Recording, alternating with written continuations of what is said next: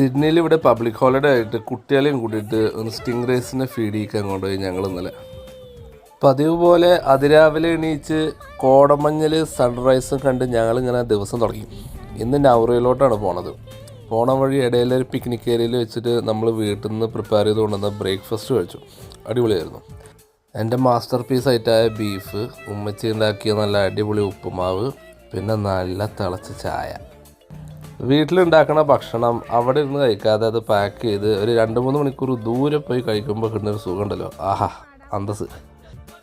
നല്ല തണുപ്പും ഇളം വെയിലിൻ്റെ ഇടയിൽ നല്ല ചൂടുള്ള ഭക്ഷണം നമ്മൾ ആസ്വദിച്ച് കഴിച്ചു. ഇന്ന് നമ്മൾ പോണത് സൗത്ത് കോസ്റ്റിൽ നൗറ എന്ന് പറഞ്ഞ സ്ഥലത്താണ്. അവിടെ നമ്മുടെ ചങ്കായ റഷ്യൻ ഈ അടുത്ത് റീലൊക്കേറ്റ് ചെയ്തിട്ടുണ്ടായിരുന്നു. അതിനുശേഷം അവൻ്റെ വീട്ടിലേക്ക് നമ്മൾ പോയിട്ടുണ്ടായിരുന്നില്ല. അപ്പോൾ ഉമ്മച്ചിനെയും വാപ്പച്ചിനും കൊണ്ട് അവിടെ പോകണം. ഇതാണ് ആ ചങ്ക്. അവൻ്റെയും ഫാമിലിയുടെയും കൂടെ കുറേ വിശേഷങ്ങളും തമാശകളൊക്കെ പറഞ്ഞിരുന്നു. അവിടുന്ന് നമ്മൾ എല്ലാവരെയും കൂട്ടിയിട്ടൊരു ട്രിപ്പ് പോവുകയാണ്. ബെൻഡലോങ് എന്ന് പറഞ്ഞൊരു പോണ വഴി വെയിലടിക്കാതിരിക്കാൻ ഫിദ എനിക്ക് കൈമരുന്ന സോക്സൊക്കെ വാങ്ങി തന്നിട്ടുണ്ടായിരുന്നു.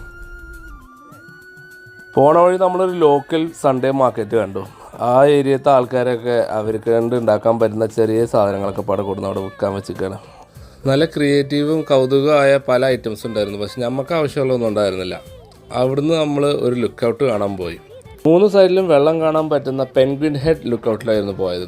ഈ ഏരിയയിലത്തെ വീടുകൾക്കൊക്കെ എന്ത് നല്ല വ്യൂ ആയിരിക്കും ഉള്ളെന്ന് കാണുമ്പോൾ എന്നൊക്കെ അയവിറക്കിക്കൊണ്ട് ഞങ്ങൾ അവിടുന്ന് നേരെ ബെൻഡലോങ് ബീച്ചിലോട്ട് പോയി. ഇത് ജേർവിസ് ബേയുടെ സൗത്തായിട്ട് വരും. അവിടെ കുട്ടികൾക്ക് കളിക്കാനൊക്കെ പറ്റുന്ന ഒരു ചെറിയ ഏരിയയുടെ അടുത്ത് തണലത്ത് ഇരുന്നുകൊണ്ട് ബീച്ചിൻ്റെ വ്യൂ എൻജോയ് ചെയ്യാൻ പറ്റിയൊരു സ്പോട്ടെത്തി. അവിടെ വെച്ച് റോഷന് പ്രിപ്പയർ ചെയ്ത നല്ല അടിപൊളി ബീഫ് ദം ബിരിയാണി റഷ്യ ഞങ്ങൾക്ക് എല്ലാവർക്കും വിളമ്പി തന്നു. അസാധ്യ ബിരിയാണി ആയിരുന്നു. അത് കഴിച്ച് കഴിഞ്ഞ് അവിടെ ഉണ്ടായിരുന്ന ഒരു ഐസ്ക്രീം ട്രക്കിൽ പോയി കുട്ടികൾക്കും ഞങ്ങൾക്ക് കുറച്ച് ഐസ്ക്രീംസും വാങ്ങി. തിരിച്ച് നടക്കുമ്പോഴേക്കും ഐസ്ക്രീം പകുതി അരിഞ്ഞിരുന്നു.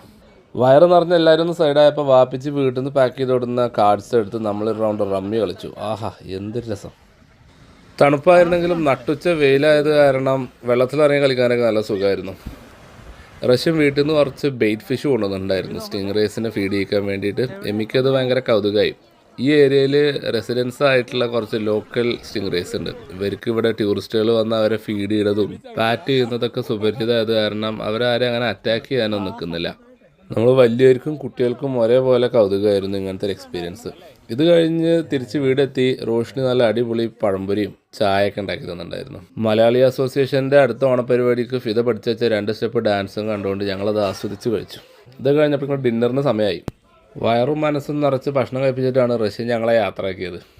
വിചാരിച്ചതിനേക്കാളും നല്ല അടിപൊളി സന്തോഷമുള്ള ദിവസമായിരുന്നു അന്ന്.